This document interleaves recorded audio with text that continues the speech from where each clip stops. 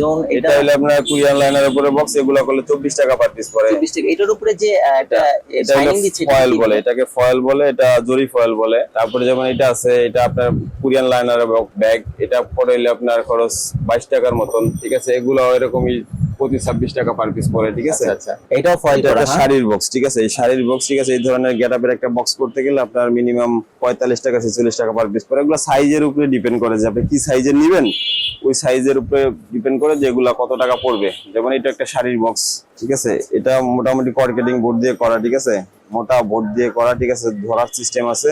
এগুলা করলে আপনার 500 পিস করলে মিনিমাম 60 থেকে 65 টাকা পার পিস পড়ে। আচ্ছা এটা ভাই, অনেক একটু বড় সাইজ। একটু কি অনেকে অনলাইনে নতুন ব্যবসা শুরু করে, হ্যাঁ, তারা সবকিছু সেটআপ করে, বাট প্যাকেজিং এর সেটআপটা করতে তারা ভুলে যায়। তাদের উদ্দেশ্যে কিছু বলবেন? মিনিমাম 500-1000 পিস নিয়ে যদি স্টার্ট করে কত টাকা খরচ হতে পারে? আসলে প্যাকেজিং আইটেমটা হচ্ছে যে কোয়ান্টিটি, আমাদের এই জায়গায় যত বেশি কোয়ান্টিটি হবে তত রেট কম।